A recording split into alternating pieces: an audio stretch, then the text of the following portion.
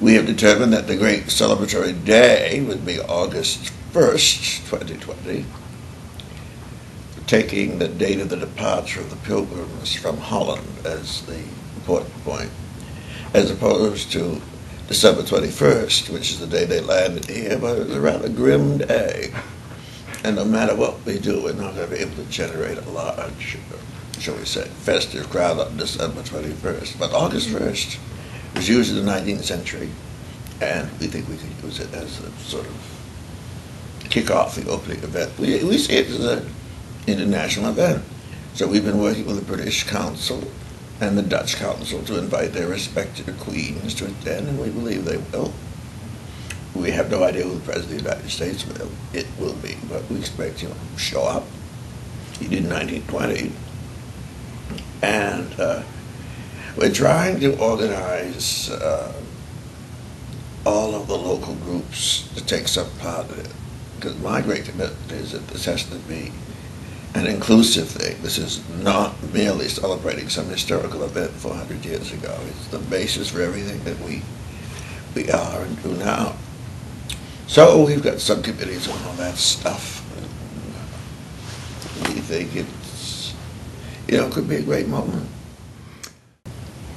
But we think a series of events beginning on August 1st, and then, having a big deal with the Indians in September, and a big deal with all the local towns, the Cape towns, all the towns that descend in some way from Plymouth in October, making much of Thanksgiving. We don't have to make much of Thanksgiving, it's already there. And bringing the proceedings to as festive a close as we can on Forefathers Day, trying to reconstitute Forefathers Day as a Plymouth Day. Right now, only the Pilgrim Society and the Old Colony Club pay attention to Forefathers Day. But we think Forefathers Day 2020 could be a big deal.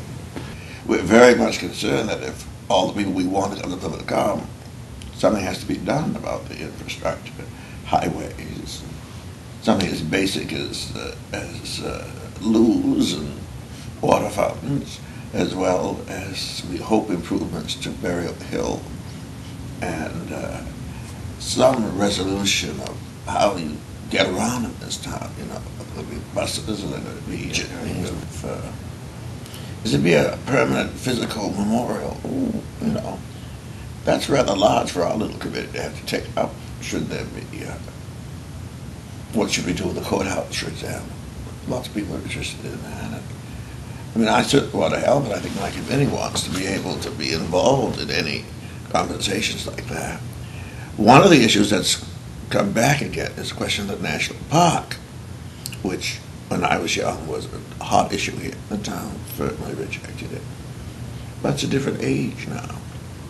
And if we had a mini national park that took care of the pilgrim sites, I think it would be a very exciting contribution. So at least we'll be discussing that in terms of what might happen in 2020. It would take at least that long for the government and the town to come to some. I've made this case for years, but I'm making it more vividly now. We're all pilgrims. We all chose to come here. We're all here for some reason. And whether we are pilgrim descendants in a strict genealogical sense or not, they belong to us. Nobody else claims them. So we should figure out what are we going to do with them, how are we going to make this work.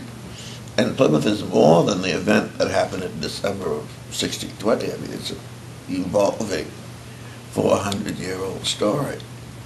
All of us fit in that 400 years somewhere along the way. We should find out where that is. Do what we can. It comes only once. And it should be done properly. And I think we can do it.